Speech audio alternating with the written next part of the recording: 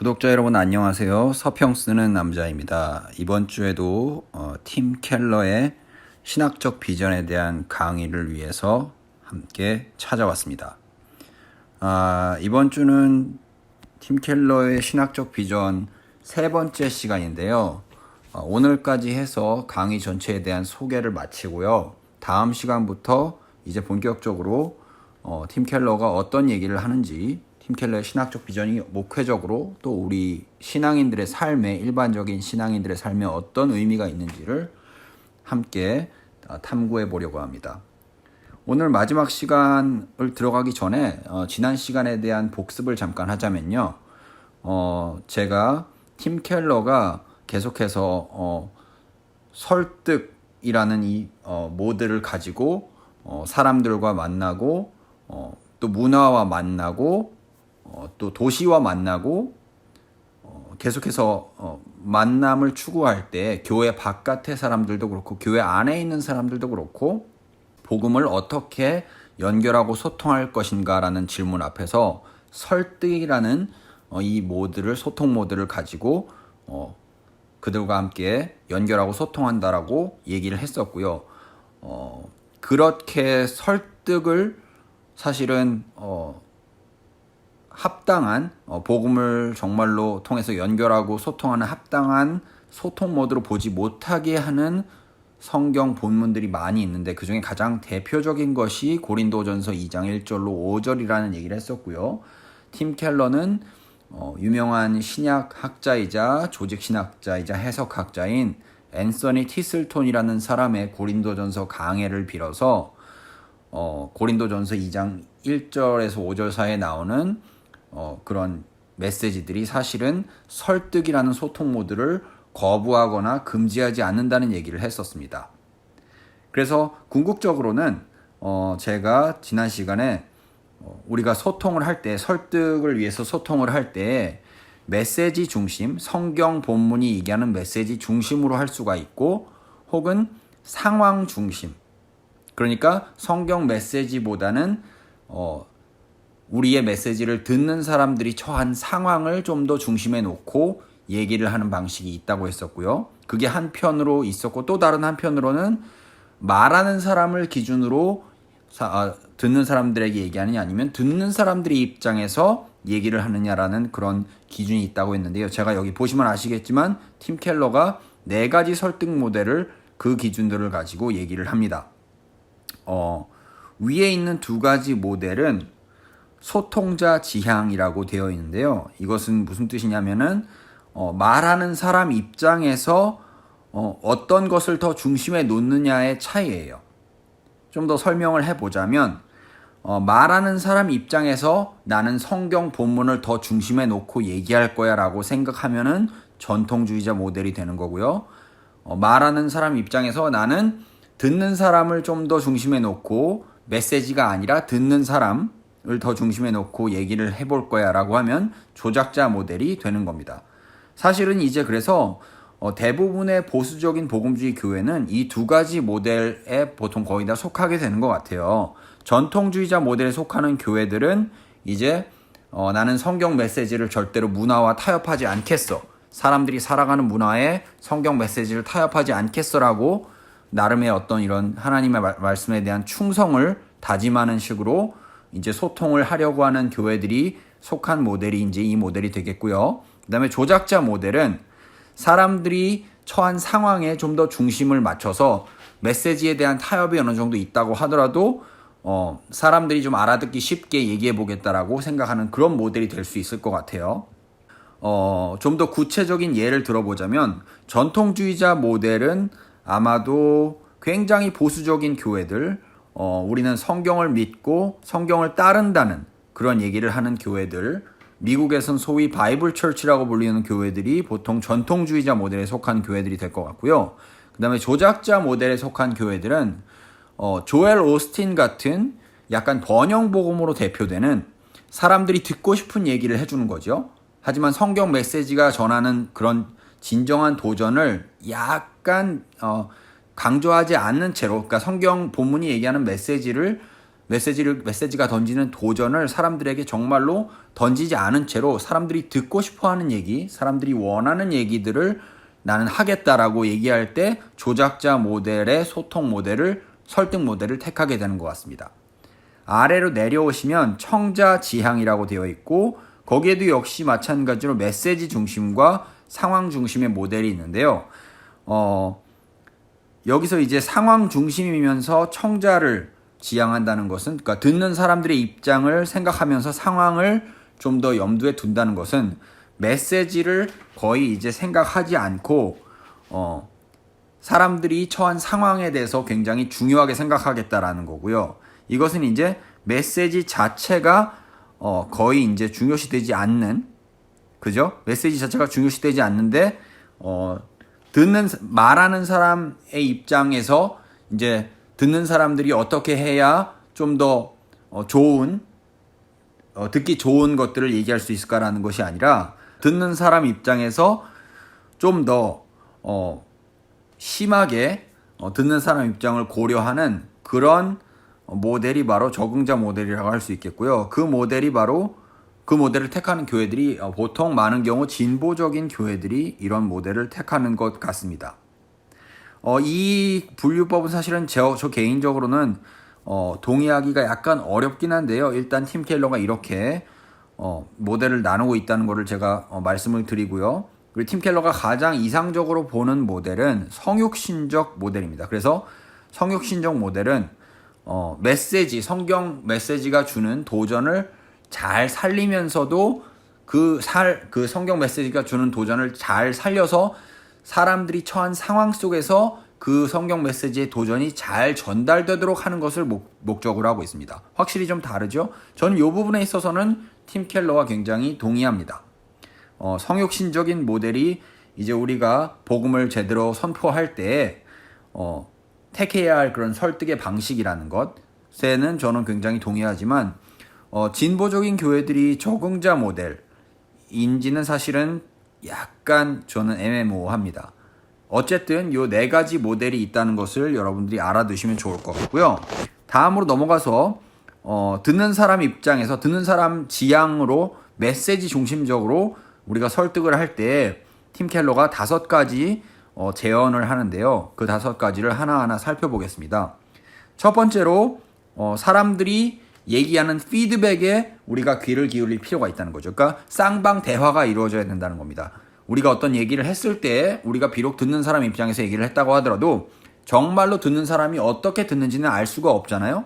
완벽하게 이해할 수 있는 것은 아니기 때문에 우리가 어떤 얘기를 했을 때 듣는 사람들이 질문을 던지는 것이 있고 비판하는 것이 있고 여러 가지 반응이 나올 것인데 그런 반응들에 우리가 귀를 기울일 필요가 있다는 것입니다. 그런 면에서 사실은 이제 성육신적인 설득 모델은 쌍방 대화적인 모델이라고 할 수 있을 것 같아요. 둘, 소통의 3가지 모드를 인지하고 인식해라. 소통의 3가지 모드로 팀 켈러는 이렇게 얘기합니다. 언어적인 소통이 있고 우리가 일상적으로 얘기하는 말을 통해서 소통되는 것들이 있고 또 비언어적인 소통이 있죠. 제스처도 있고 표정도 있고 말을 할 때 나오는 어떤 아우라도 있고 분위기도 있는데 그런 것들 또한 우리가 염두에 두어야 한다. 왜냐하면 그런 것들을 통해서도 전달되는 것들이 굉장히 많으니까요. 그리고 마지막으로 소통으로서의 인격을 또한 인지해야 한다. 이 말은 사실은 우리가 먼저 복음을 믿고 우리가 전하고자 하는 그 메시지에 합당한 삶을 우리가 살기 위해서 사실은 복음을 믿는 일에 우리가 계속해서 최선을 다하는 것이죠. 최선을 다한다고 얘기하면 사실 복음을 믿는 일에 어긋나는 것처럼 보이지만 사실 성경이 이야기하는 것은 우리가 최선을 다하지 말라는 것이 아니라 우리가 최선을 다해놓고 하나님 말씀을 순종하기 위해서 복음을 믿기 위해서 최선을 다해놓고 그거를 우리가 하나님께 받아들여지는 근거가 되지 말게 하라는 것이기 때문에 우리는 충분히 최선을 다해서 복음을 믿을 필요가 있습니다. 그리고 사실은 복음을 믿는 일이 제가 이후에 설명하겠지만 우리가 열심히 노력한다고 최선을 다해서 노력한다고 믿게 되는 것도 아니에요. 왜냐하면 복음을 믿는 일에는 자발적인 우리의 노력도 포함되지만 또 비자발적인 우리가 아무리 노력해도 믿어지지 않는 부분도 있거든요. 여기에 대해서는 제가 이후의 강의를 통해서 팀 켈러가 어떻게 이런 부분들을 얘기하는지 좀 더 여러분들과 자세하게 얘기하도록 하겠습니다. 세 번째, 청자들의 준 것들을 이해하라라는 것입니다. 이건 뭐 당연한 거지요. 우리가 전하는 복음 메시지를 듣는 사람들이 어떠한 준거의 틀, 어떠한 정말 인식의 틀을 갖고 있는지를 우리가 알아야 그런 인식의 틀에 맞게 복음 메시지가 주는 도전을 전할 수 있겠지요. 또 복음 메시지가 주는 도전뿐만 아니라 복음 메시지가 주는 평안도 함께 전할 수 있겠지요. 팀 켈러가 메시지 중심으로, 청자 중심으로 복음을 설득해야 한다라고 얘기할 때 팀 켈러가 얘기하는 것은 사실은 복음이 주는 도전과 복음이 주는 평안을 모두 다 전해야 한다는 것인데, 앞에서 살펴봤던 전통적인 모델은 복음이 주는 도전만을 전하려고 하는 게 문제고, 또 어떤 모델이었죠? 조작자 모델은 복음이 주는 평안만을 전하려고 하는 게 사실은 문제였습니다. 그런데 팀 켈러는 복음에는 도전도 있고 평안도 있기 때문에, 복음에는 복음이 주는 안식이 있고 복음이 주는 도전이 있기 때문에 그 두 가지 모두를 전할 수 있어야 진정으로 복음을 전했다고 볼 수 있기 때문에, 그런 차원에서 청자들의 준거 틀을 알아가려고, 이해하려고 노력해야 한다는 것이죠. 네 번째로, 청자들의 준거 틀에 들어가서 신뢰를 얻기 위해 노력하라. 당연하죠. 사람들에게 우리가 전하는 복음이 정말로 신뢰할 만한 소식인지, 설득력 있는 합리적인 그런 얘기인지를 우리가 설득력 있게 보여줄 수 있어야 복음을 전혀 들어본 적이 없는 사람들도, 또 혹은 복음을 많이 들어본 사람들도 우리가 전하는 성경 메시지를 받아들일 수 있게 될 겁니다. 자, 마지막으로 청자들의 준거 틀에 들어가서 그들의 신뢰를 얻기 위해 노력하고, 결국에는 청자들이 가지고 있는, 우리의 얘기를 듣는 사람들이 가지고 있는 그 준거 틀 자체가 갖고 있는 허점을 파악하라는 거예요. 그래서 그런 허점이나 그런 부족한 점을 사실은 그 사람들이 스스로 볼 수 있게, 내가 갖고 있는 이런 그 어떤 사용하는 문화적인 어떤 인식의 방식이 문제가 있구나, 허점이 있구나, 잘못된 부분이 있구나라는 걸 스스로 인식할 수 있게, 그것도 복음으로 인식할 수 있게 도와줘야 한다는 것이죠. 자, 이것이 이제 5가지 제언이고요. 팀 켈러가 이제 설득 강연을 할 때 그 강연의 저변에는 사실은 어떤 인간이 어떤 존재인지에 대한 통찰이 있습니다. 그래서 제가 그 통찰을 6가지로 정리를 해봤어요. 그런데 그 6가지는 이런 것들입니다. 사람은 설득이 되어야 동의하고 움직이는 존재입니다. 설득이 되지 않은 채로 움직일 때에는 반드시 문제가 생겨요. 사람이 지적으로 어떤 메시지를 받아들여서 이게 정말 합리적이고 내가 동의할 만하다라는 그런 것이 없이 단순히 감정적인 두려움이나 다른 동기로 움직이게 될 때는 반드시 문제가 생기는 것이 사람입니다. 왜냐하면 억지로 하게 되거든요. 그 억지가 두려움에 의한 억지이든지 다른 욕심에 의한, 다른 감정적인 동기에 의한 욕심이든지 간에 내가 정말로 이것을 받아들일 만하다라는 그런 인정이 없이, 이 메시지가 정말로 합리적이고 이 메시지가 정말로 이성적인 그런 것이다라는 인정이 없이 우리가 설득을 하게 될 때에는 반드시 문제가 생기기 때문에, 사람은 반드시 설득이 되어야 동의를 할 수 있고 그에 따라서 움직이는 존재라는 게 팀 켈러 강연에 깔려있는 인간 본성에 대한 첫 번째 통찰이고요. 두 번째로, 첫 번째와 연결되어 있습니다. 무조건적인 도전, 의지에 호소하는 방식이나 무조건적인 동의, 감정에 호소하는 방식으로는 설득을 끌어낼 수 없다는 거죠. 자, 이거 얘기했었죠? 고린도전서 2장 1절에서 5절에서 바울이 얘기했던 사람의 지혜 혹은 설득력 있는 지혜의 말이 사실은 이 의지에 호소하는 방식이나 감정에 호소하는 방식을 가리킨다라고 앤서니 티슬턴이 한 얘기를 팀 켈러가 인용하는 것들에 대해서 제가 얘기했었습니다. 사람은 의지에 호소해서도 너는 할 수 있어, 당신들은 할 수 있습니다, 무조건적으로 의지를 자극해서 할 수 있다라고 말하는 것도 사실 지적인 동의가 없이 그렇게 하는 것도 문제가 있고, 그렇다고 또 반대로 감정에 호소해서 그들이 갖고 있는 두려움이나 다른 감정적인 동기를 자극해서 사람들이 지적으로 설득이 되는 상태가 아닌데 그런 감정적인 동기를 건드려서 사람들을 움직이게 하려는 것도 여전히 설득을 끌어낼 수는 없다는 거죠. 그게 두 번째고요. 세 번째로, 계속해서 연결돼서 이렇게 발전되는 방식입니다. 포인트들이. 세 번째 포인트는 설득은 단순히 머리로 이해되는 차원이 아니라 가치관의 차원에서 이루어져야 한다는 것이죠. 이것은 머리로 이해되는 차원 자체를 넘어서는 좀 더 깊은 차원까지 들어가야 한다는 건데요. 여기에 이제 사람의 마음이 연관이 되기 시작합니다. 그래서 네 번째 포인트가 설득은 언제나 성경이 마음이라고 부르는 것과 연관되어 있다라는 그런 인간에 대한 통찰이 있다는 거죠. 여기에 대해서는 제가 아직 마음이 어떤 것인지, 성경이 말하는 마음이 어떤 것인지 얘기하지 않았기 때문에 아마 이후에 강의에서 얘기하게 될 것 같고요.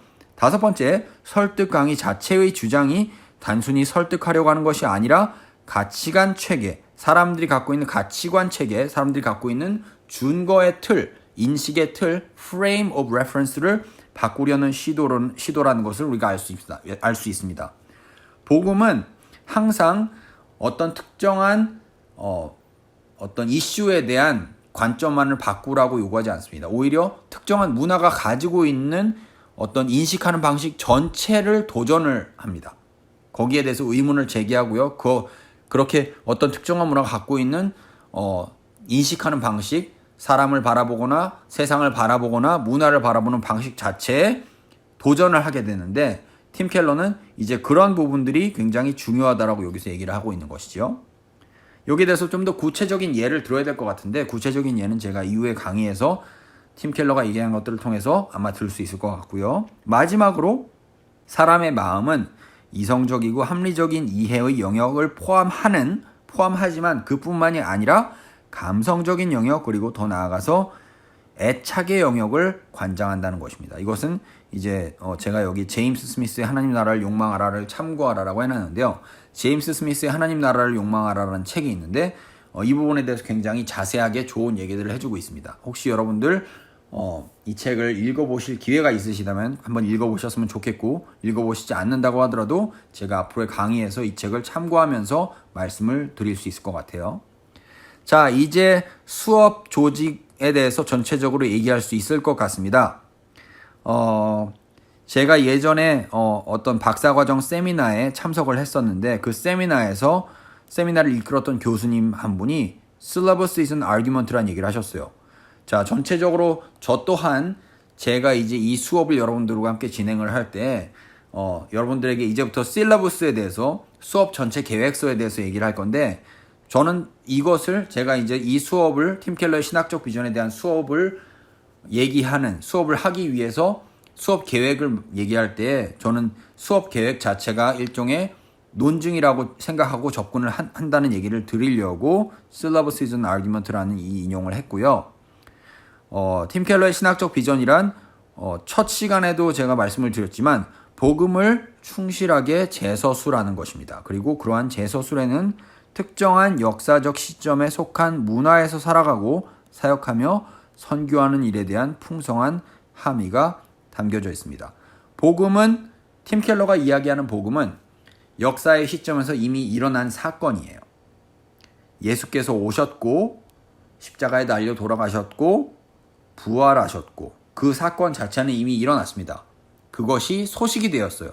그런데 우리가 살고 있는 21세기 한국이나 미국의 문화 안에서 그 소식이 가지는 의미가 어떤 것인지를 다시 풀어서 얘기할 필요가 있다는 것이죠. 그게 바로 신학적 비전입니다.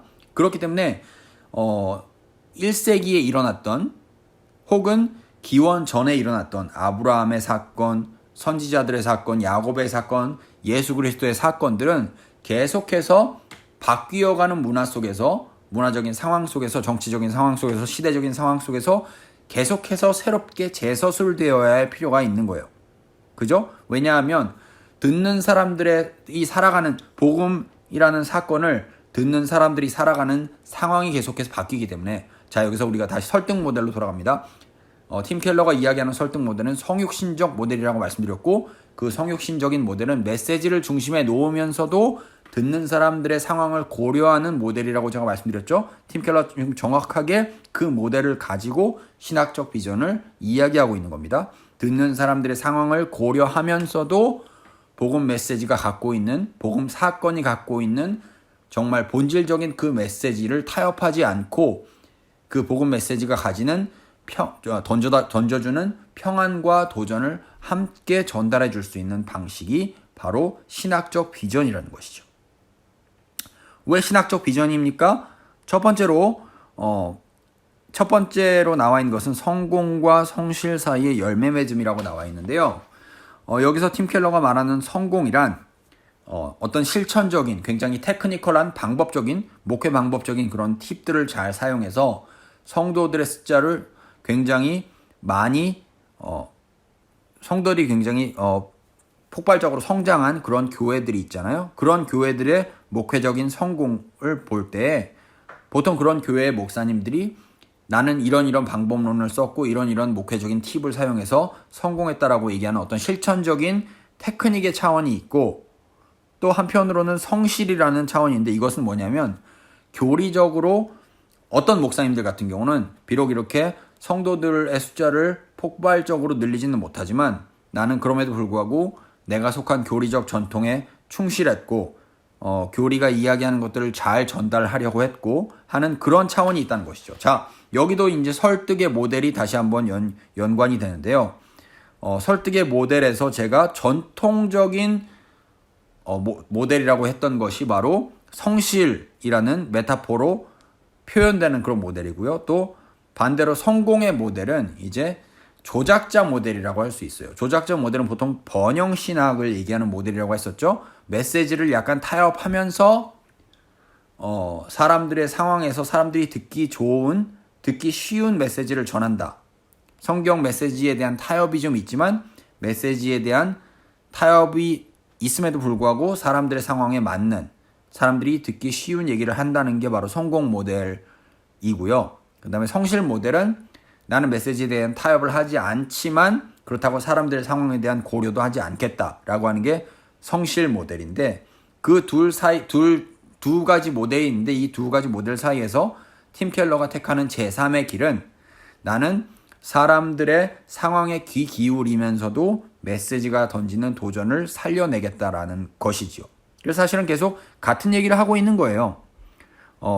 그런 상황 속에서 신학적 비전은 결국에는 열매 맺음, 즉 성욕 신정 모델, 메시지가 주는 도전을 충분히 살려서 사람들에게 소통이 되게 하면서도 사람들이 처한 상황을 잘 고려하겠다라는 것이죠.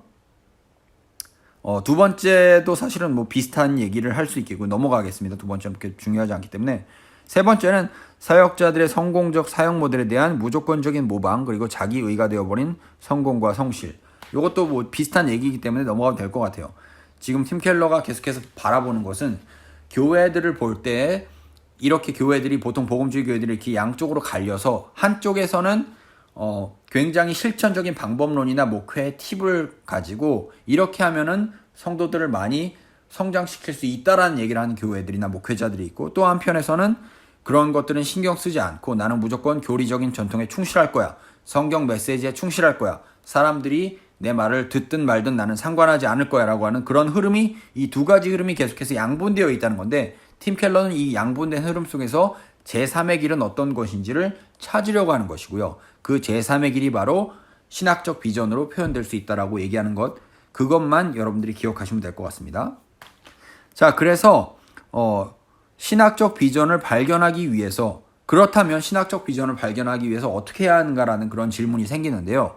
그 질문에 대해서 팀 켈러가 센터 처치 28쪽에서 8가지 질문을 던집니다. 그 8가지 질문을 살펴볼게요. 하나, 복음은 무엇이며 어떻게 이 복음을 현대인의 마음이라는 것을 잘 기억해야겠죠. 마음에 다가오도록 제시할 것인가.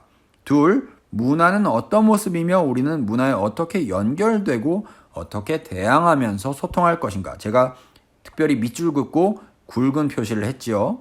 중요하다는 뜻입니다. 연결과 소통.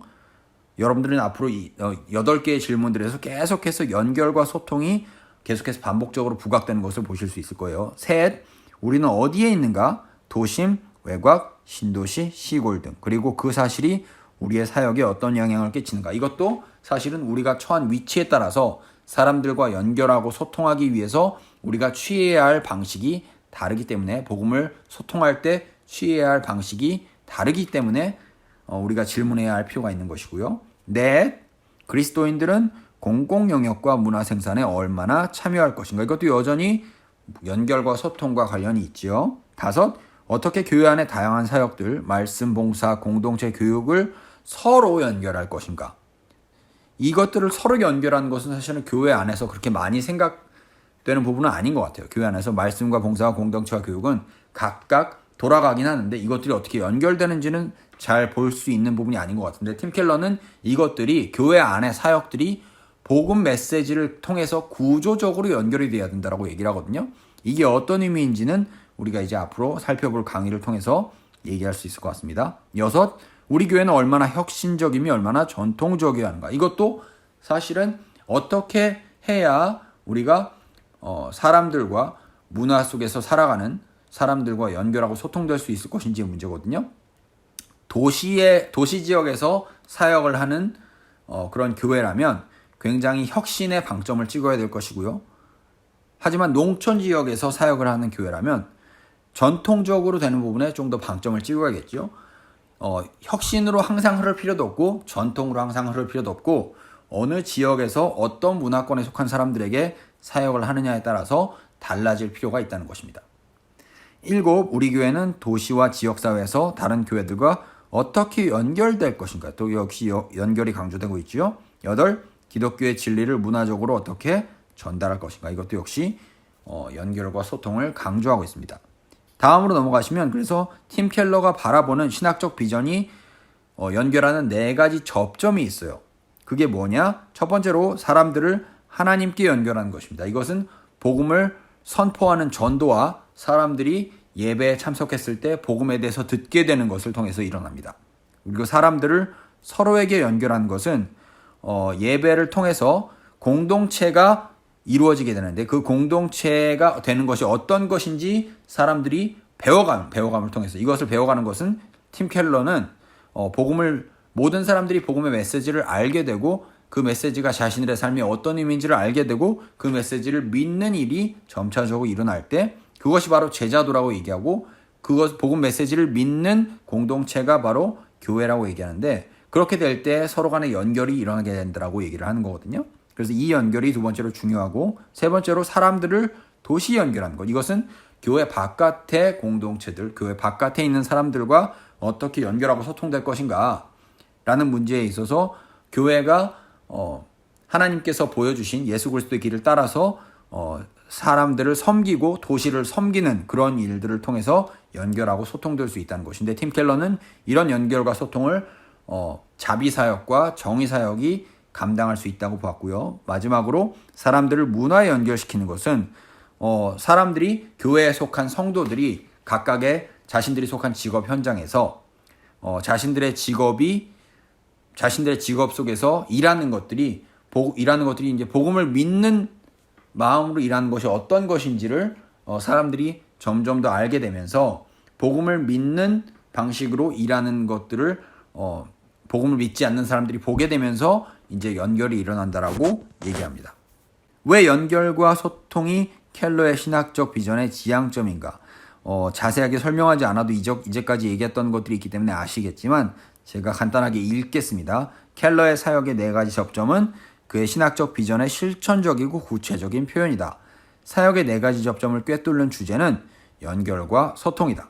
마찬가지로 신학적 비전을 찾기 위한 8개의 질문들이 공통적으로 묻는 것 또한 연결과 소통이다. 따라서 연결과 소통은 켈러 신학적 비전의 지향점이다. 자, 이런 연결과 소통을 바탕으로 저는 켈러가 얘기했던 사역의 4가지 접점을 가지고 저의 수업을 구성해 보았어요. 여기 보시면 1부, 2부, 3부, 4부로 나뉘어져 있는데 각각의 부는 켈러가 얘기하는 사역의 4가지 접점이에요. 그죠? 1부는 사람들을 하나님께 연결하는 것이고요. 이것이 전도와 예배를 통해서 일어나는데, 1부에서는 제가 복음이란 어떤 메시지인지, 그리고 우상과 죄, 이것은 이제 사람들의 연결과 소통을 끊는 힘인데 우상과 죄는 어떤 것인지를 살펴보게 되고, 우상과 죄가 어떤 것인지 알아야 사람들이 다시 말하면 사람들이 연결과 소통을 끊는 힘이 어떤 것인지 알아야 복음이 어떻게 사람들을 연결하고 소통하는 힘이 되는지를 우리가 알 수 있겠죠? 그렇기 때문에 이제 1부의 첫 번째는 그렇게 구성이 되고요. 1부의 두 번째는 그렇다면 설교와 변증, 그리고 기도, 그리고 고통의 문제가 어떻게 우리가 복음을 믿는 일을 통해서 하나님과 연결되는지를 보여줄 수 있기 때문에 특별히 이 부분들에 대해서 1부에서 다루게 될 것 같습니다. 2부로 넘어가기 전에 중간 묵상이 있는데요.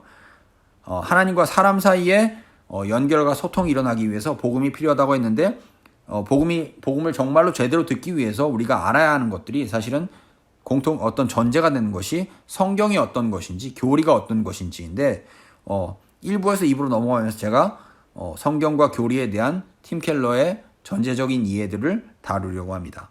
2부로 넘어가서요. 사람들이 서로에게 연결되기 위해서 제가 공동체와 제자도가 중요하다고 말씀을 드렸는데 공동체와 제자도를 제대로 이해하려면 정체성의 문제를 건드리지 않을 수가 없어요.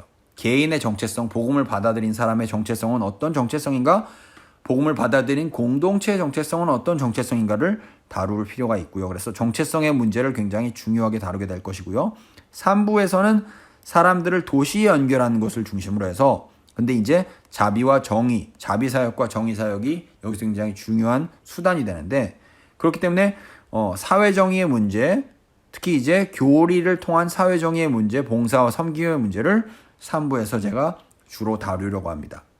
그리고 마지막 4부에서 사람들을 문화에 연결하는 것, 특히 이제 신앙과 직업의 통합을 통해서 사람들을 문화에 연결하는 것이 있는데 여기에서 이제 선교적인 교회 개념이 나오고요. 팀 켈러가 선교적인 교회를 나름대로 자기가 사역했던 리디머 교회 안에서 잘 통합시키려고 노력을 하거든요. 그래서 그런 부분들을 좀 보여드리면서 내러티브적인 문화적 적분이란 어떤 것인지 또 팀 켈러가 바라보는 소명론은 어떤 것인지 우리가 살펴보려고 합니다. 이렇게 하면은 전체적인 수업 계획이 그림이 나오게 되고요. 그래서 오늘은 이 정도로 마칠 것이고요. 다음 시간에는 신학적 비전에 대해서 좀 더 자세하게 살펴보면서 이제 본격적인 첫 번째 수업에 들어가려고 합니다. 지금까지는 서론이었고요. 본격적인 첫 번째 수업에서 신학적 비전의 4가지 요소와 3가지 구성축과 2가지 방법론적인 지침에 대해서 얘기를 해보고자 합니다. 자, 지금까지 서평 쓰는 남자였고요. 저는 다음 시간에 또 찾아뵙도록 하겠습니다. 감사합니다.